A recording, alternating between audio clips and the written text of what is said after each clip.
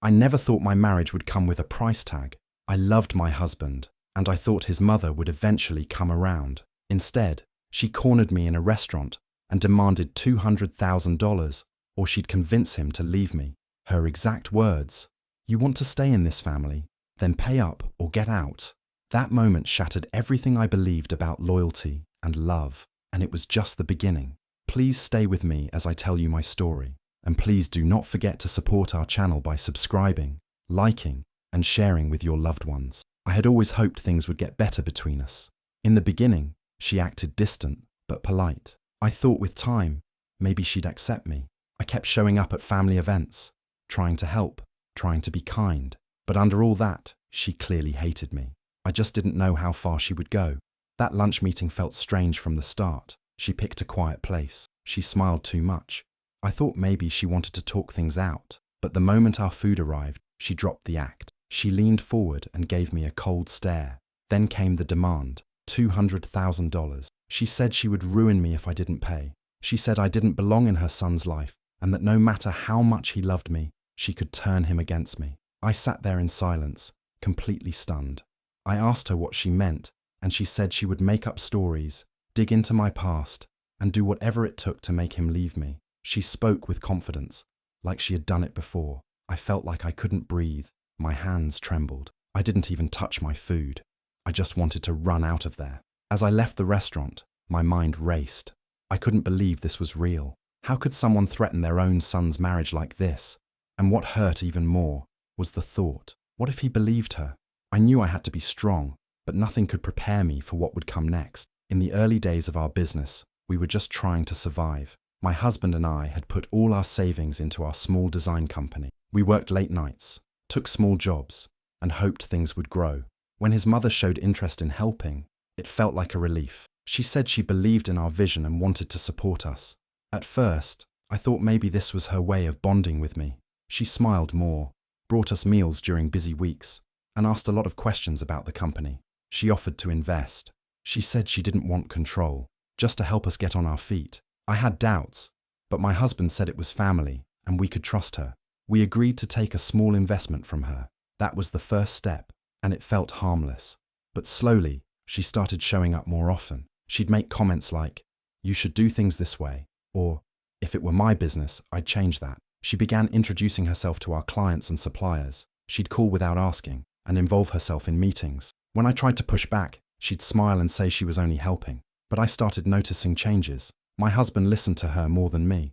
Decisions we used to make together became things he discussed with her first. She also began keeping track of everything she gave us, like it was a debt we owed. She brought up her investment in random arguments, reminding us that without her money, we wouldn't have made it. What once felt like support now felt like control. And the worst part, she made it look like she cared, like she was doing all of this out of love. I felt trapped. Saying anything made me look ungrateful. Staying silent let her take more space. What I didn't realize then was just how deep she planned to get involved. She wasn't just helping, she was planting herself into our foundation, and the cracks were already starting to show. At first, everything seemed fine on the surface. The office was busy, orders were coming in, and we were finally starting to grow. But then, small problems started popping up. A shipment wouldn't arrive on time, a client would suddenly pull out, an employee would quit without warning. At first I blamed stress or bad luck. Every business has ups and downs, right? But these accidents kept happening. A big deal we had been working on for weeks just fell apart. The client said they had concerns about how things were being run. Another supplier stopped responding to emails. One employee told me she was leaving because the atmosphere was too negative, though she didn't explain what that meant. Something felt wrong, but I couldn't put my finger on it. I started looking deeper. I checked emails, messages, anything that could explain what was going on. That's when I noticed patterns, calls being made I didn't know about, meetings I wasn't told about, notes and reminders moved or deleted. It was subtle, but things were being tampered with. Then one day, I was on a call with a vendor we had worked with for a long time. I was trying to fix a delayed order when he casually said, "I thought your mother-in-law was handling this part now." That stopped me cold. I hadn't told her anything about that project. Why was she involved? I thanked him and ended the call quickly. Then I went straight to our records. I found emails she had sent under our company's name, emails I had never seen. She had been calling clients, suppliers, even partners, pretending to represent the business. And worse, she had been making changes, cancelling meetings, even giving false updates. That's when it hit me. She wasn't just interfering. She was trying to turn everything upside down and make it look like I was failing. The problems weren't random. They were planned. She wanted me to look careless, unorganized, and unprofessional. I could almost hear her saying, "She can't run this business." I felt angry, betrayed, and honestly, heartbroken. I had trusted her once. I had let her into our business thinking she wanted us to succeed. But all along, she was working behind the scenes to ruin everything I had built. It wasn't about business. It was personal. She wanted me out, and this was her way of pushing me to the edge.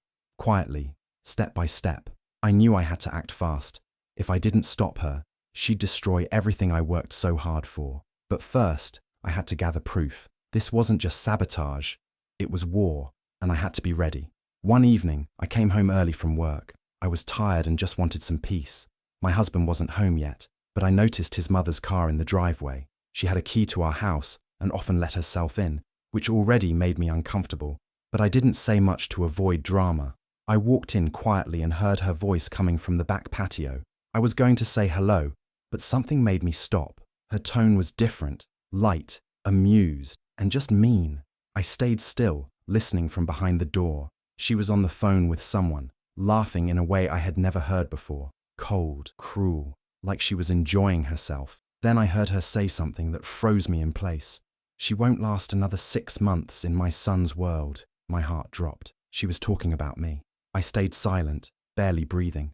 She went on, mocking me. "She's a low-rent liability with pretty packaging. He'll get bored soon enough. Then she'll be out of our lives, and I'll fix everything she ruined." My hands shook. I couldn't believe the things she was saying. Everything she said was full of hate. She didn't just dislike me. She wanted me gone. She wanted to erase me from my own life. That moment was like a punch to the gut. It was no longer just about business or family tension. This was personal, deeply personal. I quickly pulled out my phone and hit record. I didn't know if it would be useful later, but I needed proof of how she really felt. She continued, saying more awful things, making plans, even laughing about how easy it would be to make my husband turn against me. That recording captured every word. After she left, I sat on the couch and listened to it again. I felt sick. Hearing her voice say those things broke something inside me. It was the moment I knew. There was no misunderstanding, no chance of peace. She had been pretending all along. Everything fake smile, every act of kindness, every offer to help. It had all been a setup. I didn't confront her right away. I knew I needed to be smart. This recording was more than just cruel words. It was proof, the kind that could protect me when the time came. From that day forward, I stopped hoping she'd change. I stopped playing nice. She sent me a message one morning asking if we could meet for lunch. Her tone was polite, even friendly. After everything that had happened, I was surprised. A small part of me thought maybe she wanted to talk things through, or at least clear the air. I was nervous, but I agreed. I chose a public place, hoping it would keep things calm. When I arrived, she was already seated and smiling like nothing was wrong. We exchanged a few words about the weather and the food, but I could feel the tension hiding under her calm face. She reached into her bag and pulled out a folder. She slid it across the table without saying a word. I opened it, confused. Inside was a printed contract. At first, I didn't understand what I was looking at. Then I saw the amount, $200,000. She had typed out an agreement where I was supposed to repay her for loans she claimed I took in her name, but I never took any loans. I never even discussed borrowing money from her. She looked me in the eye and said I had 2 options, pay the money or face the consequences. I asked her what she meant. She leaned in and whispered that if I didn't transfer the full amount to her within 7 days, she would tell my husband that I had been stealing. She said she'd show him proof, documents with fake signatures that looked like mine. She said she'd go to the police if I tried to argue. My mouth went dry. She spoke so confidently, like she had done this before. She told me she'd ruin my name, destroy my career, and even mentioned calling reporters. She had answers for everything. If I said the signatures were fake, she'd say I was lying. If I fought back, she'd drag me through court. Her plan was solid and evil. I sat there, holding that paper, feeling like I had no way out. It was more than just money now. She wanted to control me. She wanted to see me scared and helpless. I realized then, this wasn't about the past. It was about power. She didn't just want me gone. She wanted to break me first. But I stayed calm. I didn't argue or cry. I folded the paper, put it back in the folder, and told her I'd think about it. I walked out of that restaurant knowing she had just declared war. What she didn't know was that I had already started preparing for this moment. I waited a few days before talking to my husband. I kept thinking about the right time and the right words. I hoped he would listen, really listen, without jumping to her defense. I wanted to believe he would be on my side, that he would see how wrong everything had become. When I finally sat him down, I felt a mix of fear and hope. I didn't hold anything back. I told him everything she had said and done. I even showed him the contract and played the recording I had taken from the day I overheard her on the phone. I watched his face carefully, hoping to see shock or anger, but instead, he just sat there, looking down, completely quiet. When the recording ended, I waited for him to say something, anything. After a long pause, he finally spoke, but what he said crushed me. "You have to understand, she's my mother." That was it. No anger about the threats, no concern about the lies, no support for me. Just that one sentence. I felt like I'd been slapped. It was like everything I had gone through didn't matter to him. She was his mother, and that seemed to be the only thing that counted. I asked him how he could ignore everything she had done. I asked him if he believed me. He didn't answer clearly. He just kept saying it was complicated and that she didn't mean harm. I sat there in silence, realizing I was completely alone. I wasn't just fighting his mother. I was fighting alone, with no one beside me. That night, I couldn't sleep. I kept thinking about our marriage, our future, and how easily he had brushed everything aside. I thought love meant standing by each other, especially during hard times, but he didn't even try to defend me. He didn't say he would talk to her. He didn't say he believed me, just silence. His reaction hurt even more than her threats.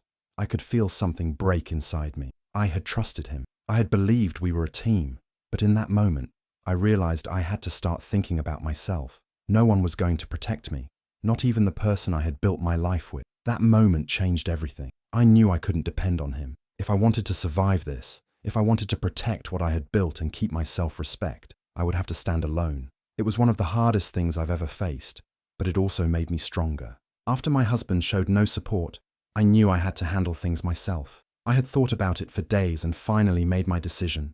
I called her. My voice was calm, but my heart was racing. I told her I wasn't paying her anything, not a single dollar. I said if she wanted to take me to court, she could go ahead. I also let her know I had a recording of her threats, and if she pushed me, I would share it. There was silence on the line for a moment, and then she laughed. It wasn't a surprised or nervous laugh. It was the kind of laugh that told me she didn't think I had the guts to stand up to her. She told me I would regret it. I hung up without saying another word. I thought maybe that would scare her off, but it didn't. Instead, she became more dangerous. The next week, 3 of our biggest clients suddenly cancelled their contracts with us. No warning, no explanation.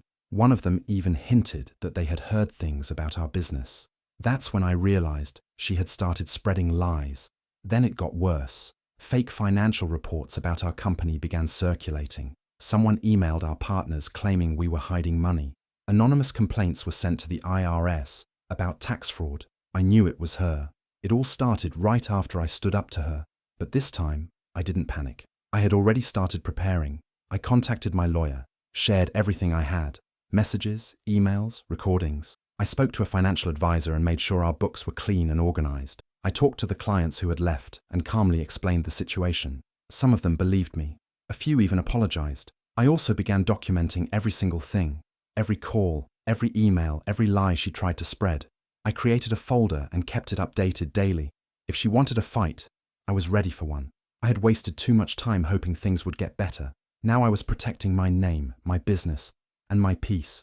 She thought I would break, that I would run and hide. But the more she pushed, the stronger I became. I didn't shout, I didn't cry, I just acted. She wanted a war, and now she had one. But this time, I wasn't scared. I wasn't alone. I had truth on my side, and I was ready to fight back. While she was busy trying to destroy everything I had worked for, I was quietly making my own moves. I didn't tell anyone, not even my closest friends. I kept my head down and focused on protecting my business.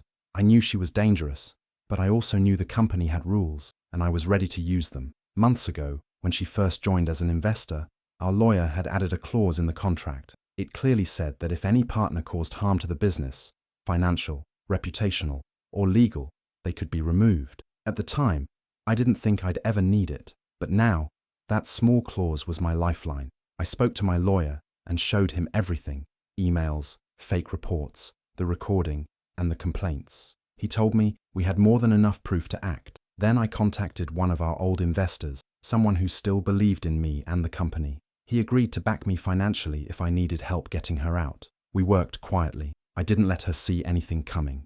Every detail had to be perfect. The moment I had everything in place, I signed the documents. I sent the termination letter directly to her office. It was short, clear, and firm. She was no longer welcome in the company. By noon, it was done. By 3 p.m., we had changed every password, removed her access, and locked her out of all systems. She tried calling, but I didn't answer. She sent angry emails, and my lawyer replied on my behalf. I didn't need to speak to her again. The employees were told the truth, that she had broken company rules and was removed for the safety of the business. Some were shocked, but many were relieved. They had seen the stress and confusion she caused. Now, things were finally starting to feel calm again. That day, I sat alone in my office and took a deep breath. It was the first peaceful moment I'd had in weeks. I had taken back control, not just of the company, but of my own life. She had tried to break me, but in the end, she lost everything. I didn't yell, didn't argue, and didn't beg. I used her own actions to push her out, and I did it on my terms. She thought she had power, but I had the truth, the law, and the will to protect what mattered, and I used all three to shut her out for good. The day she was removed from the company, everything exploded. That evening, she came to our house in a rage.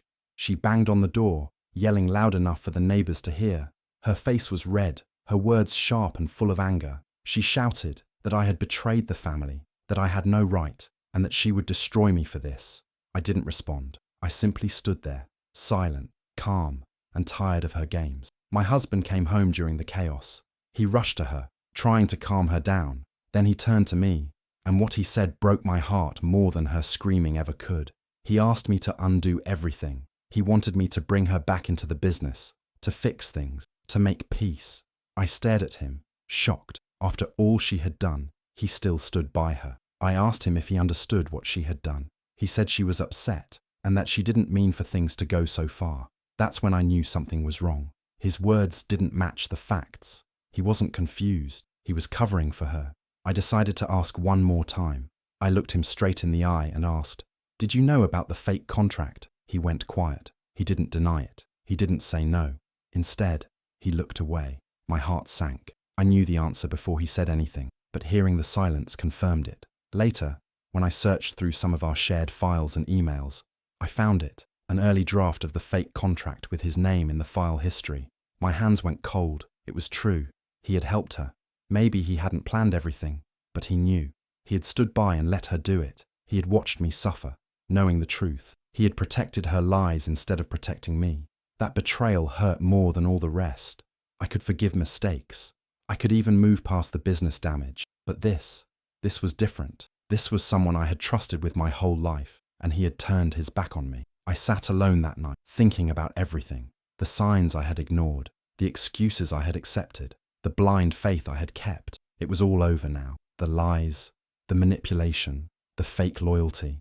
It had all come to light. I wasn't angry anymore. I was done. The truth was out, and now I had to choose what came next. But one thing was clear. I couldn't stay with someone who helped others try to destroy me. Filing for divorce was not easy, but it was necessary. I had nothing left to fight for in that marriage. Trust was gone. Respect was gone. I chose peace. I chose to start over without the lies and the pressure. I cut all contact with both of them. No calls, no visits, no chances for more damage. She didn't take it quietly. She started spreading rumors, saying I stole money, saying I was unstable. She told anyone who would listen that I ruined the family. But I had already shared my side of the story. I showed the facts, the emails, the recordings. I didn't need to scream or argue.